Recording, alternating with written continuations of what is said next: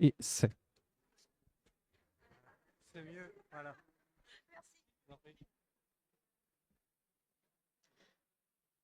Donc, on va présenter le BTS SP3S, qui est une formation proposée au lycée Ernest Renan. Donc, déjà, de manière générale, le BTS SP3S, c'est un BTS qui est spécialisé dans le secteur sanitaire et social, mais qui a le côté administratif du secteur sanitaire et social. Donc, quand on rentre dans le BTS SP3S, à la sortie, on n'est pas éducateur spécialisé, on n'est pas assistant social, donc on n'est pas travailleur social. On est vraiment sur le côté administratif. Alors, qu'est-ce qu'on apprend dans le BTS SP3S dans les grandes lignes? En fait, l'idée, c'est de connaître les différents publics, les différentes caractéristiques des publics. Donc, les personnes qui sont en situation de handicap, les enfants, l'enfance en danger, les personnes âgées dépendantes, les personnes précaires ou les personnes qui sont en situation d'isolement social. Et donc, l'idée, c'est de connaître les caractéristiques de ces différents publics pour mieux les comprendre, pour éviter aussi d'aller sur des stéréotypes. Et derrière, de comprendre qu'est-ce que ces personnes ont besoin. Et donc, en France, on a un système de protection sociale et organisé qui permet à ces personnes d'avoir le droit d'avoir accès à des prestations et différentes aides. Et donc, l'idée, c'est une fois qu'on a connaissance, il faut que je parle fort, une fois qu'on a connaissance des caractéristiques des différents publics, une fois qu'on a ça parle en même temps. Une fois qu'on a connaissance des différents publics, on doit connaître du coup quelles sont les différentes prestations et les différentes aides que les personnes peuvent prétendre. Et donc, on connecte après les profils des personnes avec les différentes prestations et les différentes aides qu'elles peuvent avoir. Et on apprend en BTS à faire le lien entre les deux et savoir vers qui on doit se tourner pour pouvoir instruire la demande. Est-ce qu'il faut se tourner vers la CAF, vers la CPAM, vers une association, etc. Et donc, ça, c'est vraiment la base du BTS SP3S. Et donc, pour pouvoir accompagner au mieux ces publics, il faut évidemment passer par la maîtrise de l'écrit, il faut pouvoir rédiger des documents, pour pouvoir instruire les dossiers, réaliser des outils de communication. Il faut pouvoir aussi identifier la demande. Donc, les étudiants en SP3S sont formés à tout ce qui est outils de recueil de données, les questionnaires, les entretiens, pour pouvoir du coup mieux identifier les besoins des personnes ou identifier les besoins sur un territoire, les différents diagnostics, et mettre en place ensuite des projets. Dans le BTS SP3S, la spécificité, c'est qu'il y a aussi des notions de gestion et de RH. C'est la seule formation sanitaire et sociale qui permet en fait de sortir avec un socle de maîtrise des bases de gestion et de ressources humaines pour pouvoir ensuite être en capacité de gérer une équipe ou par exemple d'être responsable de secteur dans le service d'aide à domicile. Alors l'idée du BTS, c'est vraiment d'être autour du service public, de savoir accueillir les personnes, de savoir les comprendre, de comprendre leurs demandes et de savoir les accompagner. Du premier accueil, de la première écoute, jusqu'à la clôture du dossier pour qu'ils puissent avoir leurs prestations. Au niveau terrain, pendant le BTS SP3S, il y a 2 périodes de stage. Une période de 6 semaines à la fin de la première année, 6 semaines consécutives, pour pouvoir mettre en application ce qui a été vu pendant la première année, mettre en application différentes missions, différentes tâches.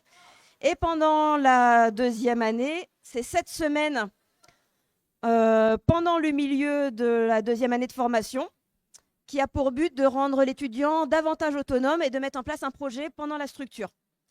On a aussi un module qui s'appelle Action professionnelle et qui permet en fait d'aller sur le terrain, mettre en place des projets, rencontrer des professionnels et mettre en application tout ce qui est vu sur le côté formation. Et pendant les actions professionnelles, on travaille aussi l'accompagnement des stages et on travaille aussi le projet professionnel pour que les étudiants sachent quel métier ils veulent faire après le BTS et voir si éventuellement il faut aller vers une poursuite d'études. Alors les lieux de stage, ils sont très variés.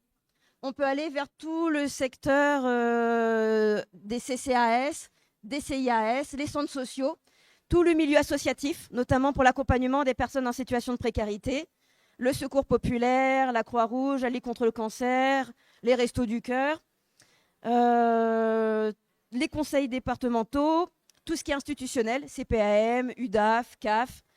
le secteur des personnes âgées, notamment les EHPAD, tout le milieu hospitalier, les EHPAD, des cliniques, les ESAT pour les personnes en situation de handicap, ça s'appelle les maisons d'accueil spécialisées. Bon, c'est très très large.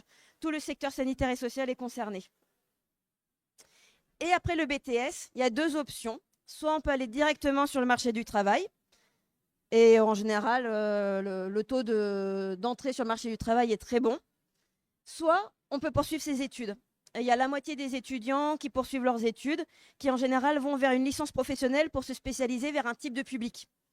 Soit une partie des étudiants continuent leurs études vers Ascoria pour pouvoir intégrer une école de travailleurs sociaux et après être assistante sociale ou éducateur jeunes enfants, par exemple. C'est possible après le BTS.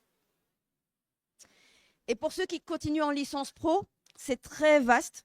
Soit on va vers une licence professionnelle en fonction du type de public qui nous intéresse ou alors en fonction du niveau de responsabilité que l'on veut avoir dans des structures.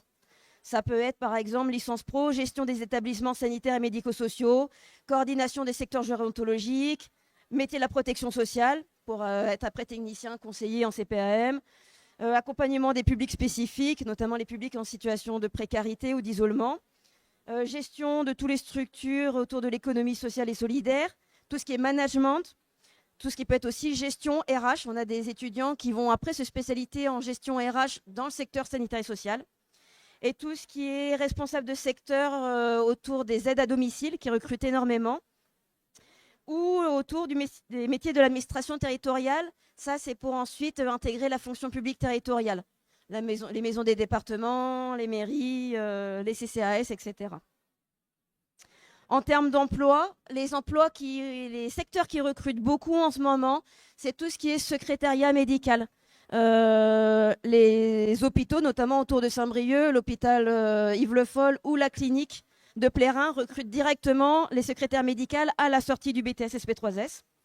Tout ce qui est responsable de secteur, les étudiants peuvent être responsables de secteur directement à la sortie du BTS SP3S, responsables de secteur en CCAS ou dans des structures privées d'aide à domicile, assistant RH, assistant administratif, technicien conseil dans les CPAM, voilà, ça c'est des métiers très classiques, ou travailleur social si on passe par Ascoria.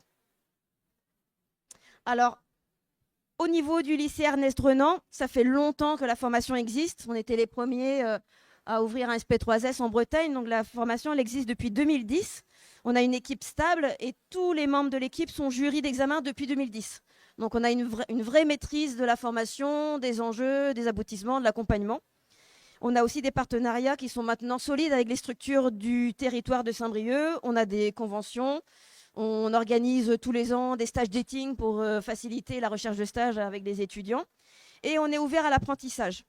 Donc soit les étudiants sont en formation initiale pendant 2 ans, soit s'ils le souhaitent, ils peuvent être en apprentissage pendant 2 ans ou seulement pendant la 2e année.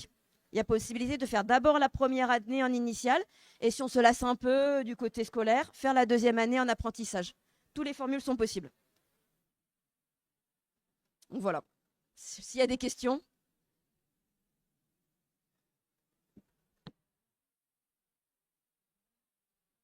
Alors pour les journées portes ouvertes, on organise une journée porte ouverte au lycée Renan, spécialement pour les formations post-bac, donc les 3 BTS et les Cagnes-Hippocagne, le samedi 25 janvier.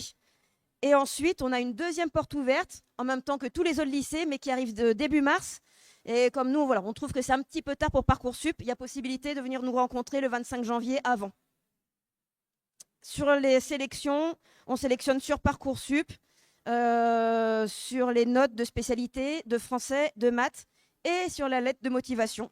Il faut qu'elle soit vraiment motivée, personnalisée, qu'on voit que l'étudiant comprenne les tenants, les aboutissements de la formation, qui est peut-être une ébauche de projet professionnel, et en tout cas que l'on sente de la motivation pour travailler dans le secteur sanitaire et social sous le côté administratif. Voilà.